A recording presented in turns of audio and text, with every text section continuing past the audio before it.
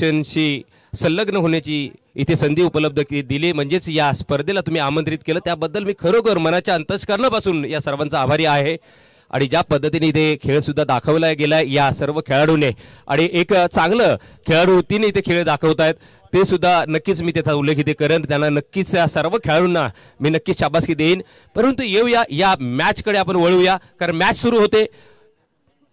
शिद्रुकवाडी या संघाचे 2 बॅटर मैदानाच्या आतमध्ये तयार आहेत आणि त्यांचे 2 बॅटर मैदानाच्या आत. प्रदीप स्ट्राईकला नॉन स्ट्राईकला हेमंत, परंतु गोलंदाजी मार्कवर पहिलं षटक हाताळताना सूरज. पहिला बॉल सूरजचा, प्रदीपला बॉल चांगला, परंतु बॉल हाईट घेतल्यानंतर मात्र स्क्वेअर कट करण्याचा प्रयत्न झाला. बॉल थोडासा वळला, वाईडिश थर्डमॅनच्या दिशेने हा बॉल ट्रॅव्हल झाला आणि जातोय 2 बाउन्स इमारीच्या पलीकडे. पहिला खणखणीत लाजवाब अध्यक्षाच्या चौकार.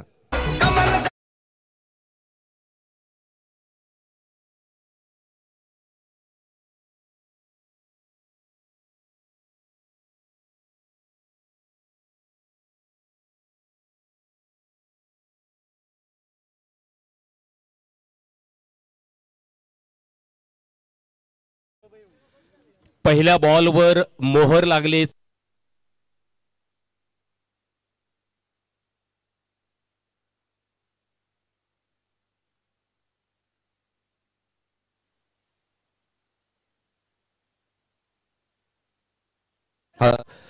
तर दुसऱ्या बॉलवर स्ट्रोक ऑफ साइडला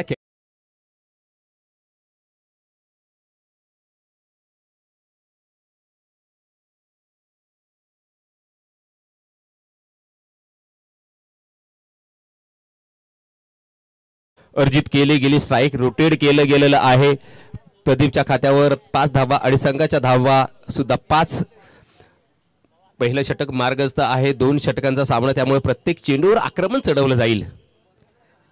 हा बॉल हेमंतसाठी लाजवाब. बघा रिप्लाय मध्ये जर आपण पाहिलं ना तर अगदी मी म्हणेन या बॉलवर प्रत्युत्तर नव्हतं फलंदाजाकडे, कारण ज्या पद्धतीने इथे गतीचा आणि मी म्हणेन या टप्प्याचा वापर केला गोलंदाज सूरजने, अगदी लाजवाब.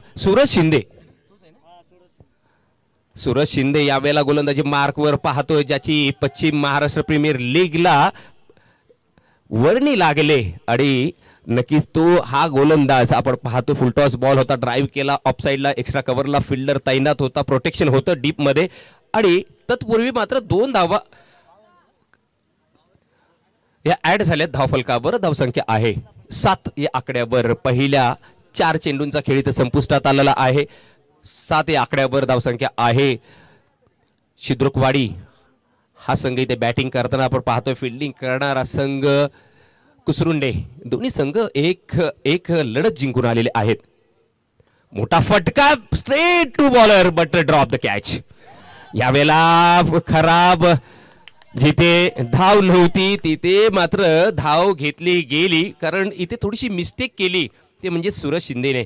सूरज शिंदे आता हे नाव नक्कीच टेनिस क्रिकेटमध्ये मोठं घेतलं जाईल किंवा नक्कीच या नावाची चर्चा होईल आणि घेतली जाईल, कारण या खेळाडूने नक्कीच मी असं म्हणेन मगाशी त्याची मुलाखत घेतली. एक अडचणीचा काळ, त्याच्यातून तो ग्रामीण क्रिकेट खेळता खेळता आज या मोठ्या लेवलला तो क्रिकेट खेळेल. त्याच्यापेक्षा अजून त्याला उंच भरारी मारायची आहे आणि ती नक्कीच मारेल ही ज्योतिबा चरणी जरूर आमची प्रार्थना असेल. परंतु सध्या ज्या पद्धतीने त्याच्यावर आक्रमण चढवलं जातंय, ज्या पद्धतीने फलंदाजी केली जाते, लाजवाब फटकेबाजी.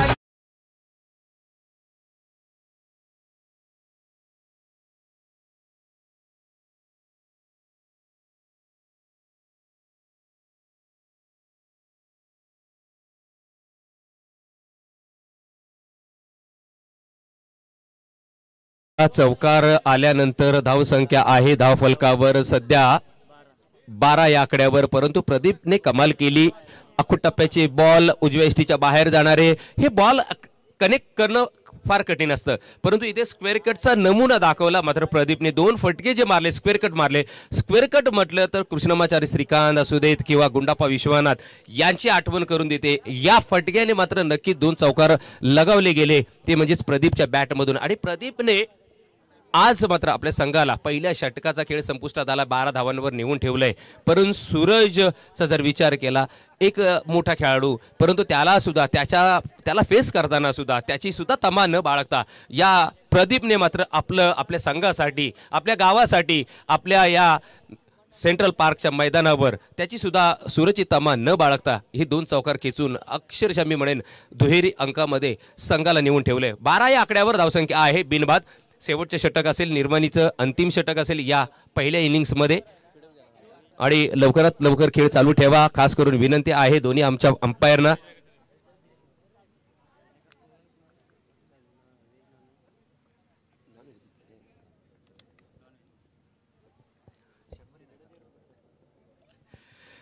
पुढचा बॉल, या वेळेला पहिला बॉल तेज तरा रिलीज चांगला झाला, पेस चांगला होता बॉलला, आणि बॉल खोलवर टप्प्यात पायात टाकण्याचा प्रयत्न झाला, म्हणजे कुठेतरी अडखळण्याचा प्रयत्न केला गेला, अडकवण्याचा प्रयत्न केला गेला फलंदाजांसाठी. परंतु इथे मिस्टेक केली ती यष्ट्यांच्या मागे, थोडंसं फ्लम्बिंग झालं, मिस्टेक झाली, थोडंसं गचाक क्षेत्ररक्षण झालं आणि त्याचा फायदा उठवलाय दोन्ही फलंदाजांनी. 1 धाव मात्र जरूर अकाउंटमध्ये जमा केली, आणि असं म्हणजे मी म्हणेन की जिथे जिथे चान्स, जिथे जिथे संधी मिळेल त्याचा फायदा उठवला गेला पाहिजे. त्याच बोलतात ना, संधीचं सोडणं केलं गेलं पाहिजे, आणि तेच केलंय. मोठा फटका मारण्याच्या प्रयत्नात वाऱ्याचा झोत जो आहे तो आता मात्र जर आपण पाहिला तर बरोबर विपरीत मी म्हणेन की फलंदाजांनी जर समोर स्ट्रोक खेळले तर त्यांचा एखादा फटका हा कमी त्या झोतामुळे हवेच्या कदाचित पार होऊ शकत नाही एखादा षटकार. परंतु तोच जर फटका जर मारायचा असेल तर थोडासा लेग स्टम्पच्या, म्हणजे जर बॉल मिडल किंवा लेगवर असेल, थोडासा जर फुटवर्कचा वापर केला तर नक्कीच हा बॉल मात्र नक्की थोडासा मी असं म्हणेन दिशा दिली असते ते लेग साईडला, कारण वाऱ्याचा जो स्रोत आहे तो बरोबर ऑफ टू लेग असा आहे, त्यामुळे इथे जरूर चौकार किंवा षटकार जाईल, कारण त्याचं ॲडव्हान्स घ्यायला पाहिजे खरं म्हणजे फलंदाजाने, कारण ज्या दिशेने वारे वाहतात त्या दिशेने फटके मारणं गरजेचं आहे. थोडंसं बघा, दिमागाचा वापर पण केला पाहिजे क्रिकेट खेळताना मैदानाच्या आतमध्ये. उजव्या इष्टीच्या खूपच बाहेर बॉल चांगला आहे, पंचांकडे दाद मागितली जाते, परंतु पंचांनी सांगितलं नाही ही फेअर डिलिव्हरी आहे, बॉल सदोष आहे, त्यामुळं धाव मिळणार नाही. डॉट बॉल आल्यानंतर सतत लागोपाठ बघा गोलंदाज शैलेश हा 3 चेंडू डॉट टाकतोय, म्हणजे जो 2 षटकांचा सामना आणि धावा आहे धावफलकावर 13, म्हणजे फक्त 4 चेंडूंमध्ये 1 धाव खर्च केले या गोलंदाजाने. अर्थातच शैलेशने चांगली गोलंदाजी, नफीतुली गेंदबाजी. आत्ता मात्र बघा बॉल उडवलाय, बॉल येतोय 1 बाउन्स सीमा रेषा पलीकडे आणि आम्हाला सलामी दिले, चौकार.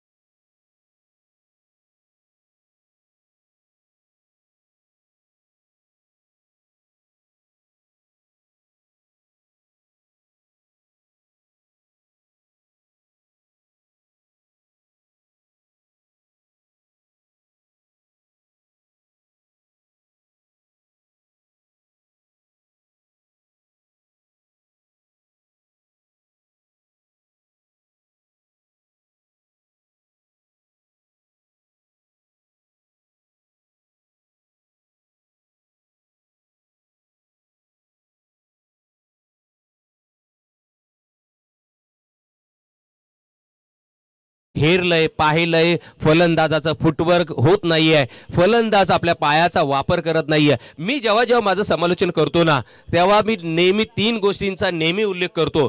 ते म्हणजे पहिलं, तुम्ही जेव्हा खेळायला बॅटिंग करायला जाता तेव्हा ह्या बेसिक नॉलेज आहेत, ह्या सर्व क्रिकेट जे खेळणारे माझे तरुण मित्र आहेत यांनी लक्षात ठेवलं पाहिजे. खास करून बॅटरसाठी मी सांगतोय की पहिलं म्हणजे तुम्ही कसे टान्स घेताय, म्हणजेच गार्ड घेताना कसे उभे राहता, हे फार महत्त्वाचं आहे क्रिकेटमध्ये, हे बेसिक नॉलेज आहे. तर हा पहिला भाग झाला. दुसरा भाग म्हणजे तुमचं फुटवर्क, तुमचं पदालेलित्य, तुम्ही पॉपिंग क्रीजचा तुमच्या पायाचा पूर्ण वापर केला पाहिजे, कारण तुम्ही हल्लात तरच तुमच्या बॅटवर बॉल येईल. तुम्ही जागेवरून खेळण्याचा प्रयत्न केलात तर बॅटवर बॉल येणार नाही. हा दुसरा भाग झाला. आणि तिसरा म्हणजे तुमचं आय कॉर्डिनेशन. तुमचं आय कॉर्डिनेशन म्हणजेच काय, तुमची जी नजर आहे ना ती तीक्ष्ण असली पाहिजे, शेवटपर्यंत बॉलवर तुमचं लक्ष असलं पाहिजे, शेवटपर्यंत बॉलला रीड केलं पाहिजे.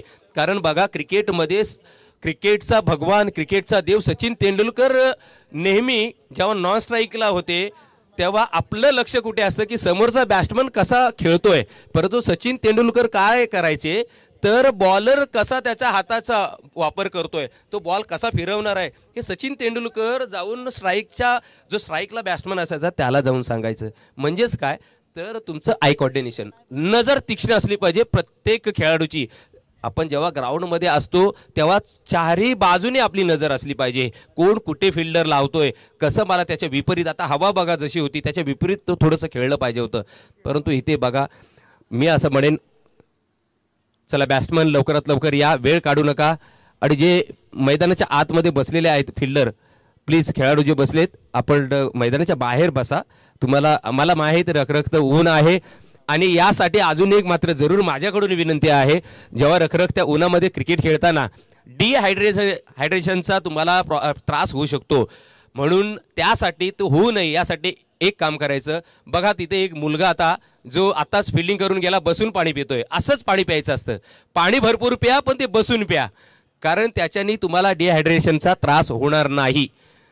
कारण ह्या सगळ्या गोष्टी आहेत ना क्रिकेटमध्ये सांगणं गरजेचं आहे. कारण आपण ग्रामीण भागातून आलेलो असतो. मित्रांनो, मी सुद्धा तुमच्यासारखा ग्रामीण भागातून आलो, मुंबईला नोकरीसाठी आलो आणि तुमच्यासारखं क्रिकेट खेळत होतो. एक वेळ होती जिथे तुम्ही सुद्धा तसं खेळला असाल. तुमचे बाबा जे आता यंगस्टर आहेत त्यांचे बाबा किंवा म्हणजे आपण आता पप्पा वगैरे बोलतात, पण आम्ही तर बाबाच बोलत होतो. तर बाबा जे तुमचे आहेत, पप्पा जे आहेत, ते कदाचित त्यांना विचारा, त्यांनी क्रिकेट खेळलं असेल बांधांवर, शेतामध्ये, ते चप्पल, ट्रॅक नसलेलं, टी शर्ट नसलेलं, डोक्यावर टोपी नसलेलं क्रिकेट खेळायचं. परंतु आज बघा, आज आपण शहरामध्ये आलो, शहराकडे आगेकूच केले आपल्या व्यवसायासाठी, आपल्या नोकरी धंद्यासाठी, आणि आज कुठल्या लेवलला आपण क्रिकेट खेळतोय. आज आपल्यातला सूरज शिंदे पश्चिम महाराष्ट्र क्रिकेटमध्ये त्यांनी पदार्पण केलंय, अर्थात त्याला सिलेक्शन तिथं झालंय. म्हणजेच काय तर तुम्हाला चांगले प्लॅटफॉर्म निर्माण करून दिलेत आणि याचं श्रेय जातंय अध्यक्ष मान्य श्री बबनदादा वरंडे यांचं नक्कीच मोठं योगदान आहे.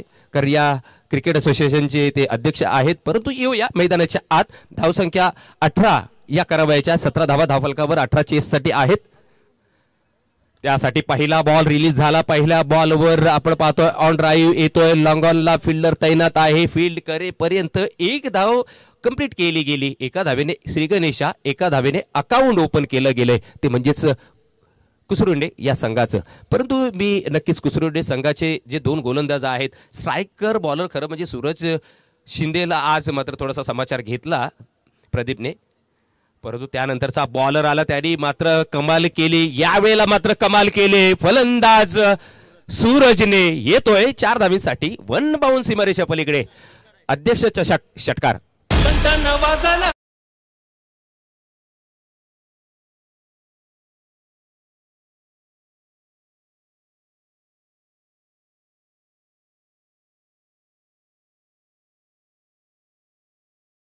जाणवलं कारण थोडासा डीजे मध्ये आला, त्यामुळे मला असं वाटलं की 1 बाउंस सीमारेषा पलीकडे गेला बॉल, परंतु हा फ्लॅट आपण बोलतोय ना, हा फ्लॅट सिक्सर पाहायला मिळाला. बघा हवेचा फायदा उचलला. सूरज शिंदेला माहीत आहे कदाचित त्याला यावेळेला जो हवेचा जो झोत आहे ज्या बाजूला, त्या बाजूला बघा कसा अगदी हा बंदुकीच्या गोळीसारखा हा बॉल गेला.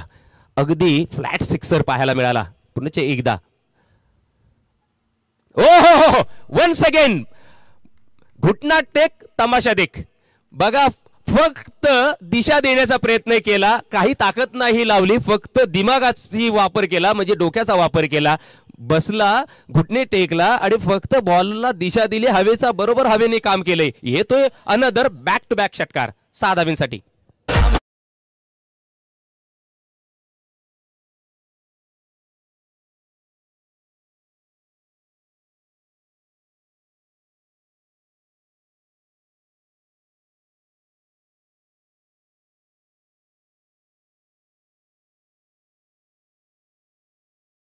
हे परंतु वादळ निर्माण केलंय कुणी सूरजने. सूरज शिंदेला का घेतलंय? पश्चिम महाराष्ट्र प्रीमियर लीग मध्ये सिलेक्शन का झालं?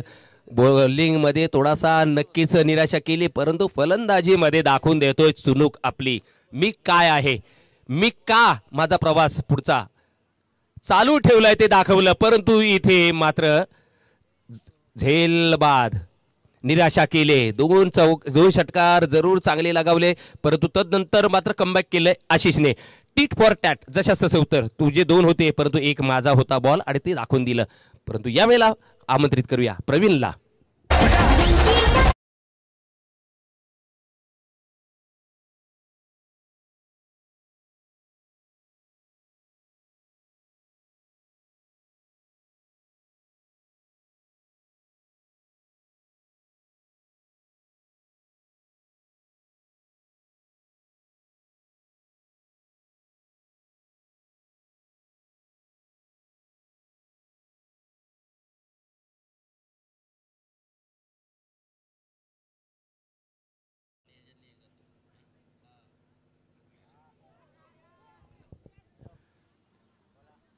चांगला बॉल होता, परंतु थोडंसं आपण पाहतोय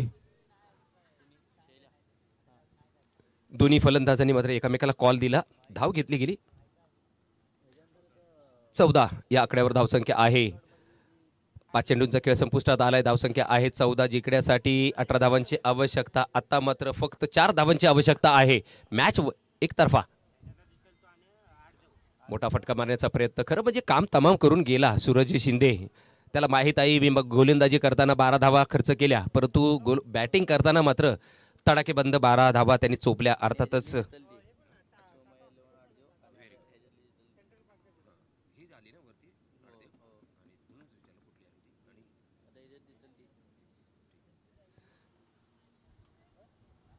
श्री सोमय्या 11 आडदेव संघनायक, आपण आपला संघ तयार ठेवायचा आहे. नेक्स्ट मॅच याच्यातून जो जिंकेल त्याच्याबरोबर आपली असेल याची काळजी घ्या.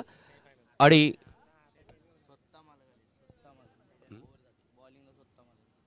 पहिल्या षटकाच्या समाप्तीनंतर धावसंख्या आहे 14. या आकड्यावर जिंकण्यासाठी येणाऱ्या 6 बॉलमध्ये 4 धावांची आवश्यकता. गोलंदाज हेमंत, टीमचे ओनर आहेत सर्वा. हेमंत 4 धावा रोखून ठरण्यात यशस्वी होईल का? परंतु इथे चांगला पहिला बॉल रिलीज झालाय. पहिला बॉल अतिशय चांगला, त्यामुळेच अडचणीत येऊ शकेल का? अर्थातच कुसरुंडे संघ, परंतु बलाढ्य संघ आहे. येणाऱ्या 5 बॉलमध्ये 4 धावांची आवश्यकता. सध्या 14 धावा आहेत. पहिला बॉल डॉट गेलाय हेमंतचा. हेमंत वन्स अगेन यावेळेला स्ट्राईकवर. शैलेश स्ट्राईकवर. Dancing down the wicket, clear केले, मॅच फिनिश केलंय या चौकाराने आणि इथे जिंकतोय कुसुरेंडे संघ.